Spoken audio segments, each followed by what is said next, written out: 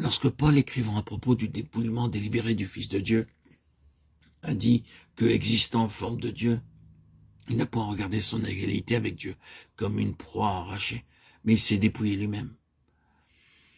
L'apôtre faisait ici allusion à l'orgueil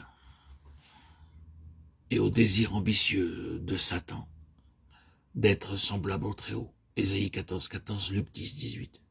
Ceci est une interprétation juste de Pierre 2, 4 et Jude 6.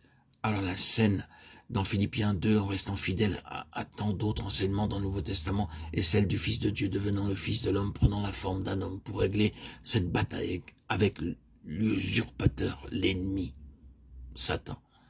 Et dans la même épître aux Philippiens 3, Paul, un bon soldat de Jésus-Christ, se met à montrer que le chemin de la victoire est celui où l'on regarde toute chose comme une perte. Avant la fondation du monde, des conseils divins ont eu lieu. Ils sont appelés le bon plaisir de sa volonté, le mystère de sa volonté, le plan de celui qui opère toute chose d'après le conseil de sa volonté, le dessein éternel. Éphésiens 1, 4, 5, 9, 11, 3, 11. Durant ces délibérations, certaines décisions très précises furent prises. Ces décisions étaient doubles. Le Fils de Dieu fut établi héritier de toutes choses et comme étant la sphère et le domaine de toutes choses. Hébreux 1, 2, Éphésiens 1, 10, 11. Un peuple fut élu en lui, le Fils, pour être le complément de lui-même, le vase corporatif de son expression et de son administration, et fut désigné par les termes son corps, son épouse, son Église. Une vocation exprimant la conception de cette élection et de cette prédestination.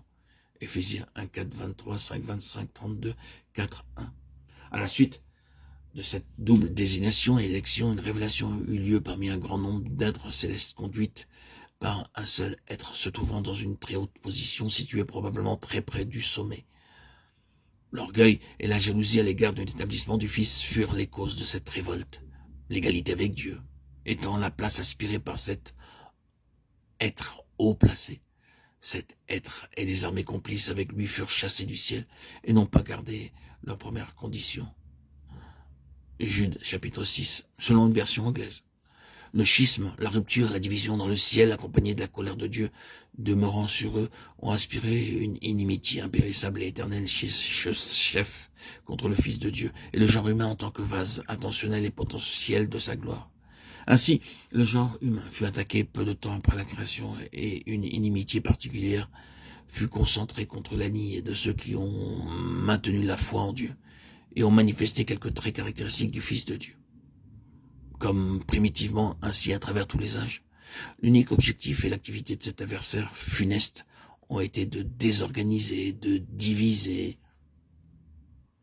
de désintégrer l'humanité, et plus particulièrement les élus, le peuple de Dieu.